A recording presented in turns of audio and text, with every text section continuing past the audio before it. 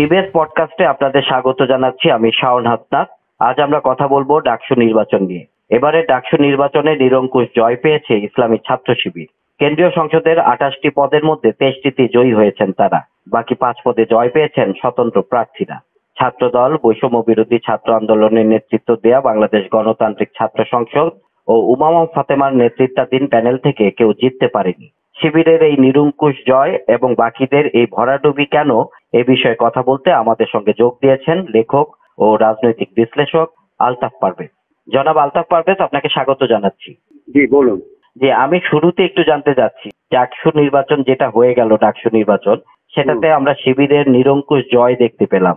এর কারণ আপনি কি মনে করছেন? আচ্ছা, কিন্তু প্রথমে আমি এই প্রশ্নে একটা কারেকশন বলতে চাই। সেটা হলো, শিবির জিতেছে, গণতন্ত্রে এইভাবেই বিজয় হয়, কিন্তু শিবির বিরোধী ভোটও কিন্তু বিপুল, সম্ভবত শিবিরের প্রাপ্ত ভোটের চেয়েও বেশি। ফলে ওই বিষয়টা ওইভাবেও দেখা যায় আর এটা একটা ব্যাপার। দ্বিতীয়ত হলো, শিবির কেন জিতেছে আপনি এটা বলছেন, আমি বলবো অনেকগুলো কারণ আছে। তার মধ্যে একটা একটা করে বলি। একটা কারণ হলো যে গত 4-5 বছর বা আরো বেশি সময় ধরে, 10 বছর 15 বছর আওয়ামী লীগ ছিল।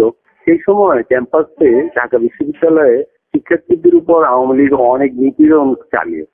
এই নিপীড়ন চালিয়েছে মূলত এই আইডিওলজিক্যাল, এই ভাবাদর্শিক কাভারেজে, যে মুক্তিযুদ্ধের কথা বলে আওয়ামী লীগ মুক্তিযুদ্ধকে তার সমস্ত অন্যায় অত্যাচারের যে ঢাল হিসেবে ব্যবহার করতো, ছাত্রলীগও ক্যাম্পাসে সেটাই করতো।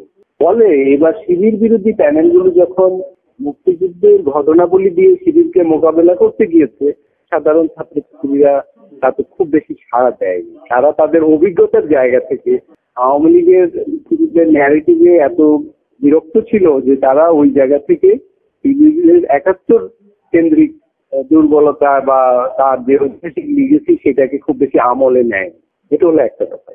দ্বিতীয় ব্যাপার হলো যে এই যে ঢাকা বিশ্ববিদ্যালয়ের ছাত্রছাত্রী যারা ভোট দিয়েছে, এরা তো ঢাকা বিশ্ববিদ্যালয়ের প্রোডাক্ট নয়, এরা তো সারা দেশ থেকে আসে। সারা দেশেই গত 15 বছর ধরে বা তারও আগে থেকে গণতান্ত্রিক দলগুলোর ফেইলিওর থেকে এক ধরনের দক্ষিণপন্থী সামাজিক মনোভাবের উত্থান ঘটেছে। সেটা এখন অনেক ম্যাচিউর জায়গায় চলে গেছে। ফলে ঢাকা বিশ্ববিদ্যালয়ে বা দেশের সব বিশ্ববিদ্যালয়ে যে ম্যান পাওয়ারটা আসছে গ্রামগঞ্জ থেকে বা বিশ্ববিদ্যালয়ের বাইরে থেকে, সেটা এক ধরনের দক্ষিণপন্থী মন নিয়েই ক্যাম্পাসে আসছে আর কি।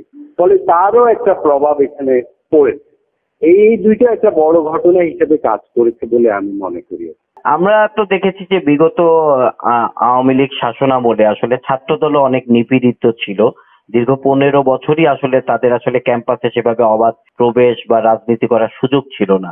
5 আগস্টের পরে ছাত্র দলের এই ভরাডুবি কেন, আপনার কি মনে হচ্ছে? এইটা হলো একটা প্রধান কারণ হলো, ছাত্র দলের রিক্রুটমেন্ট নেই। গ্রামে গঞ্জে শিবির যেভাবে পদ্ধতিগতভাবে, জামাত এবং শিবির বা জামাত ইসলামী আমি বলবো একমাত্র দল বাংলাদেশে এখন যারা সারা দেশে স্কুল কলেজে ছাত্রছাত্রীদের মাঝে গ্রামে গঞ্জে পদ্ধতিগতভাবে ভাবাদর্শিক রিক্রুটমেন্ট চালিয়ে যাচ্ছে। তো সেইটারই একটা ফসল তারা পেয়েছে। তারা 1977 সাল থেকে এ কাজে যুক্ত শিবির, এবং এই এতদিন পরে তারা ঢাকা বিশ্ববিদ্যালয়ে তার একটা ফল পেল।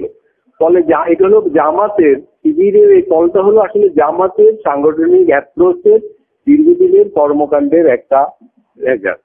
এটার জন্য অভিনন্দন পাবে আসলে জামাত ইসলাম। ছাত্র দলের এই ভরাডুবির কারণটা, ছাত্রদল তাদের যে মনে করেন, ছাত্রদলের তো একটা নিশ্চয়ই আইডিওলজি রাজনীতি রয়েছে, কিন্তু গত 15 বছর বিএনপির আওয়ামী লীগের নিপীড়নের মাঝে ছাত্রদল কিন্তু গ্রামে গঞ্জে ওইভাবে কাজ করতে পারেনি। জামাত বা শিবির যেভাবে ইভেন ছাত্রলীগের ভিতরে থেকেই, শিবির তো স্বীকার করেছে শিবিরের নেতৃবৃন্দ, তারা ছাত্রলীগের অভ্যন্তরে থেকেই কাজ করেছে।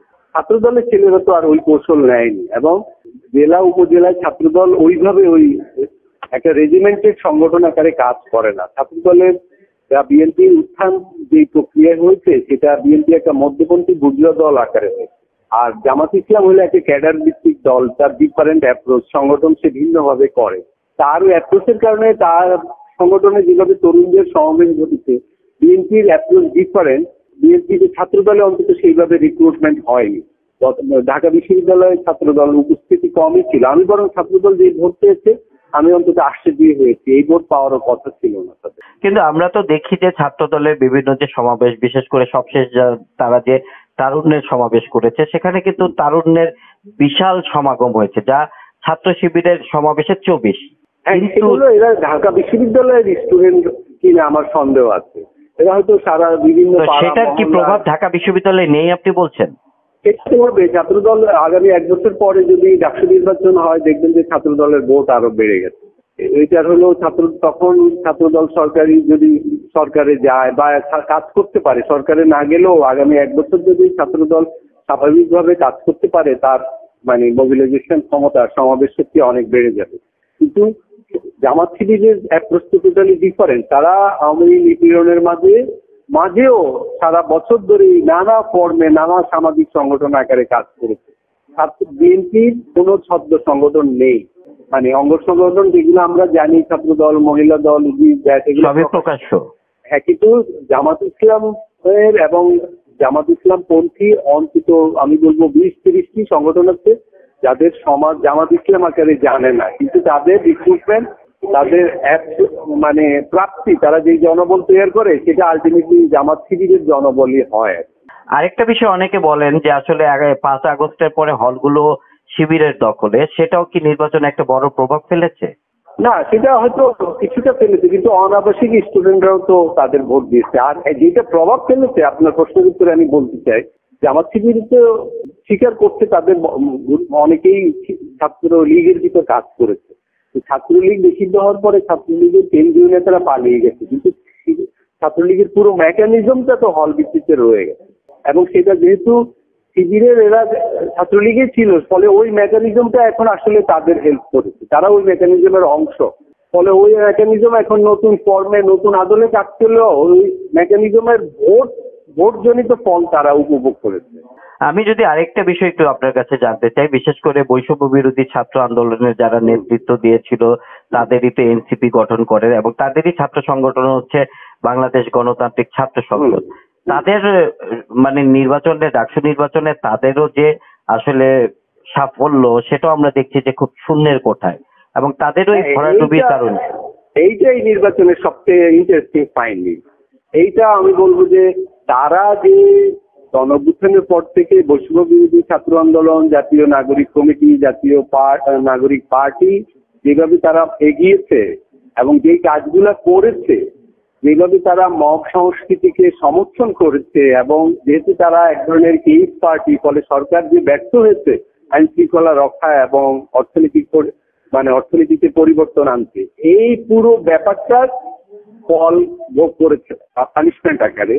দ্বিতীয়ত, তারা দক্ষিণপন্থী রাজনীতি করায় ছাত্রছাত্রীরা দেখেছে যে তাহলে বড় প্রধান দক্ষিণপন্থী দলই তো ভালো, ছোট দক্ষিণপন্থী দলকে তারা আর বাছাই করেনি। আমি বলছি, কিন্তু এনসিপি তো বারবারই বলছে যে তারা মধ্যপন্থার একটি রাজনীতি করতে, তারা বলে মধ্যপন্থার রাজনীতির কথা, কিন্তু গত কয়েক বছর আমি দুটো উদাহরণ দিতে পারি আপনাকে। মনে করেন, নারী অধিকার কমিশনের বিরুদ্ধে যখন সোহরাওয়ার্দী উদ্যানের নারী অধিকার বিরোধী শক্তি সমাবেশ ডাকলো, সেখানে এনসিপির মতো দলের প্রতিনিধিরা যে বক্তব্য রেখেছে। এরকম আরো অনেক ঘটনা, ইভেন মব ভায়োলেন্সের সময় তারা অনেক সময় অনেক মবকে জাস্টিফাই করেছে। তারা বলেছে এগুলা যথার্থ, এগুলা বিপ্লবী তৎপরতা, এগুলা আওয়ামী বিরোধী তৎপরতা। অনেক মব সংস্কৃতিতে নিরীহ মানুষ আক্রান্ত হয়েছে, ওই নিরীহ মানুষদের তারা আওয়ামী লীগ হিসাবে চিহ্নিত করেছে। ছাত্রছাত্রীদের কাছে এগুলো সম্ভবত মোটেই গ্রহণযোগ্যতা পায়। মানে আমি বলবো তাদের অনেকটা ডাকসু নির্বাচনের ভিতর দিয়ে ক্যাম্পাসে তারা নিশ্চিহ্ন হয়ে গেছে। আমি বলবো আরেকটা বিষয় একটু যদি জানতে চাই, বৈষম্য বিরোধী ছাত্র আন্দোলনের অন্যতম নেত্রী ছিলেন উমামা ফাতেমা। তিনি যদিও একটি বাম দলের সংগঠনের আর কি প্রতিনিধি ছিলেন, তার যে প্যানেল, তারও প্যানেলের আসলে আমরা ভরাডুবি দেখছি। পাশাপাশি বাম সংগঠনগুলোর যে একটি প্রতিরোধ পর্ষদ, তাদেরও আমরা দেখছি যে ভরাডুবি। দেখুন, এগুলোর কারণে সাথে এগুলো একমত নই। উমামা বা ম্যাড মোল্লার বসু এরা অনেকটাই স্বতন্ত্র প্রার্থী, যেখানে ছাত্র দল এবং ছাত্র শিবিরের পিছনে বিশাল একটা মেকানিজম কাজ করেছে। তারা সরাসরি দুটো প্রধান দলের সুবিধা ভোগ করেছে, যে দুটো প্রধান দল সারা দেশে পুরো মেকানিজমকে কাজে লাগিয়েছে নির্বাচনে। সেই তুলনায় এরা দুজন তো স্বতন্ত্র। ম্যাড মোল্লার বসু এমন একটা দলের স্বতন্ত্র যে ওই দলের বিদ্রোহী প্রার্থী বলা যায়। আবার ওবামাও আসলে সরাসরি কোনো দলের প্রতিনিধিত্ব করেনি, সে একজন ছাত্রী আন্দোলনে ছিল, এরকম একজন ছাত্রী হিসাবে একটা প্যানেল করেছে, কিন্তু আসলে তার প্যানেলের প্রধান এবং একমাত্র প্রতিদ্বন্দ্বী সেই। তো এরা যে ফাইট দিয়েছে, এরা যে ভোট পেয়েছে, এটা আমি মনে করি তো এটা খুব আশাতীত আমি বলবো। আমি তাদের জন্য গৌরব জনক বলবো। এবং এই যে একক শক্তিতে এরা দুজন যে পারফর্ম করেছে, এইটার নৈতিক ভ্যালুও অনেক, শুধু ভোটের ভ্যালু নয়। আমরা তো ডাকসুর পরে এখন জাকসু, তারপর টাকসু, ডাকসু এসব জায়গায় ভোট হবে, যেমন আগামীকালই জাকসুতে নির্বাচন রয়েছে। তো আপনি সেখানে আসলে কেমন ফল আশা করছেন? না, আমার মনে সেইটা নিয়ে আমি খুব বেশি মনোযোগী না, কারণ এবং মনে হয় না দেশব্যাপী তো সেগুলোর প্রতিও মনোযোগী থাকবে। কারণ ডাকসু নির্বাচন ঐতিহাসিকভাবে দেশের জাতীয় নির্বাচনের পরেই এটা গুরুত্ব পায়, অন্যগুলো সেইভাবে হয়তো গুরুত্ব পাবে না। তবে সেখানেও আমি বলবো যে একটা দক্ষিণপন্থী শক্তির ভোট বাড়বে। আসন কি হবে আমি জানি না, কিন্তু এই যে ডাকসুতে যে ট্রেন্ড আমরা দেখলাম, এই ট্রেন্ডটা সেখানেও থাকবে। ইভেন এটা জাতীয় নির্বাচনে এই ট্রেন্ড। আপনি যেহেতু জাতীয় নির্বাচনের প্রসঙ্গটা আনলেন, জাতীয় নির্বাচন তো আর বেশি দেরি নেই, ফেব্রুয়ারিতে জাতীয় নির্বাচনের হওয়ার একটি ঘোষণা আছে। তো সেক্ষেত্রে সেই নির্বাচনে ডাকসু নির্বাচনের প্রভাব কতটুকু পড়বে বলে আপনি মনে করেন? ডাকসু নির্বাচন এবং জাতীয় নির্বাচন দুটো আলাদা জিনিস।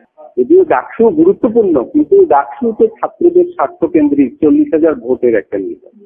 আর জাতীয় নির্বাচনে অর্থনীতি, সমাজের অন্যান্য বিষয়, প্রশাসন, আঞ্চলিক বিষয়, আন্তর্জাতিক বিষয়, অনেক বিষয় মানুষের বিবেচনা হয় এবং আঞ্চলিক অনেক শক্তি মেরুকরণ, শক্তির বিবেচনা কাজ। ফলে ডাকসু নির্বাচনের সাথে জাতীয় নির্বাচনের আসলে এভাবে তুলনা করা ঠিক হবে না।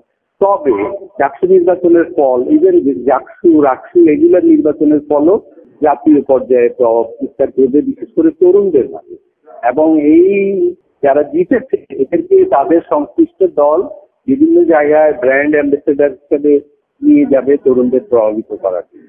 তো সেক্ষেত্রে প্রভাব আসলে আপনি খুব বেশি না দেখলেও প্রভাব কিছুটা হলো আছে বলছেন। অনেক প্রভাব থাকে, এটার একটা হেজিমনিক প্রভাব আছে, ভাবাদর্শিক প্রভাব আছে।